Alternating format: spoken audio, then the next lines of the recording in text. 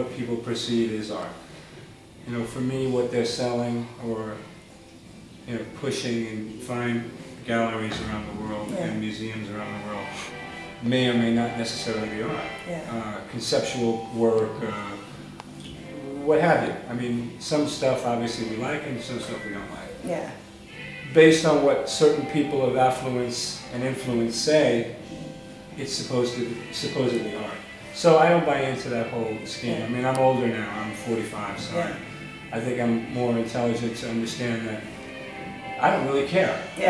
You know, what I'm doing is not, I'm not at the moment trying to be an artist and be represented in galleries and gain their acceptance, because I don't need their acceptance. Actually, I need the acceptance of my wife and my children and things that mean something to me.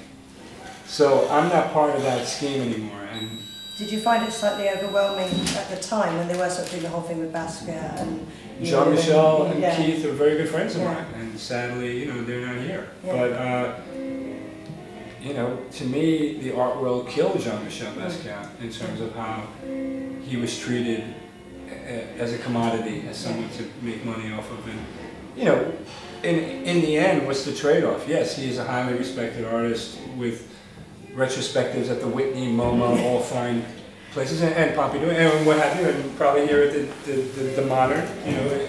But and well, he should. But the point is that he was manipulated, as certainly all artists are. I don't care if you're in what medium you're in. You know, it's all the same. I mean, people are taking advantage of other people. They're taking opportunity.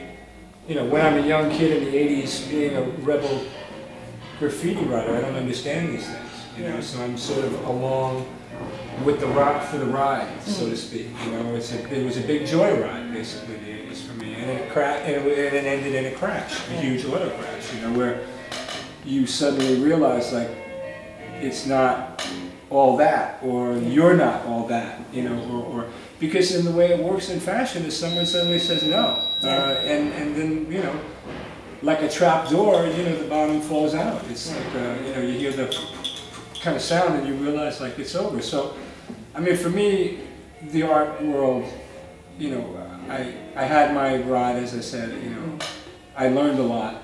Okay, I learned about art actually.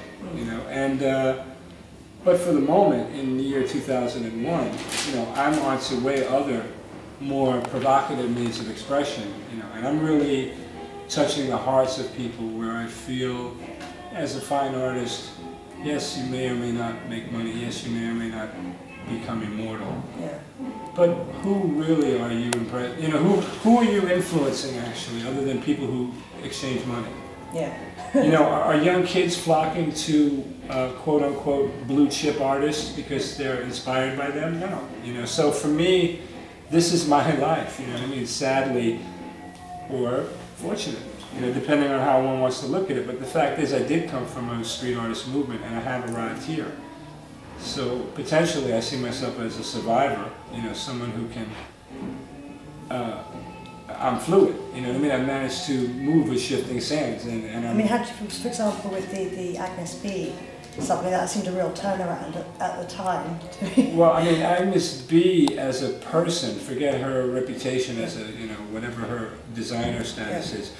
She literally was a patron who back in 1988, 89 helped me to get back on my feet, just as a buyer of a couple of paintings, you know, like, and it wasn't, and the relationship I have with Agnes is personal. She's a very good friend. It's not, that's not anything really to do with business. It's more about her generosity and her, what can you say, you know, she enjoyed philanthropic type of deal. You know, she enjoys spending her money on young artists, certainly from the graffiti community. Do you think the French are perhaps a bit more open on that? I mean, when you go to like Paris and places, they have an awful lot more respect, say, for graffiti art and work. Well, they have a more organized movement there in terms of what has been embraced by their alternative gallery spaces. You know, that doesn't go on in every major city. It certainly doesn't go on in New York. You know, it's probably may or may not be happening in the UK. I don't know. You know, but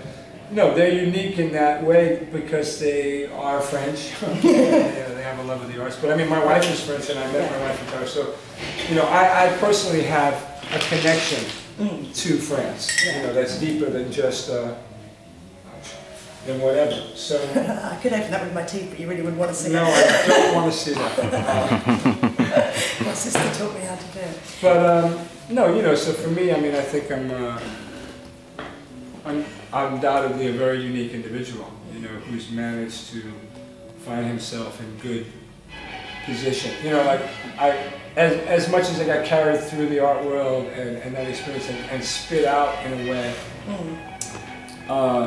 you know, I still have managed to be in the right place at the right time, so to speak. You know, and I met cool people, and I base my profession around working with people that I, you know, that I love, actually. You know, that I have a relationship with. And I'm not a business guy. I'm not running around trying to get, you know, make fast money.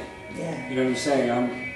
I have a vision. I've always had a vision. You know, and a lot of it revolves around creating the family that I now have. You know, which I'll say again, I think is still, like, for me, you know, the true success of my story. How did you meet your wife then? I went to Paris.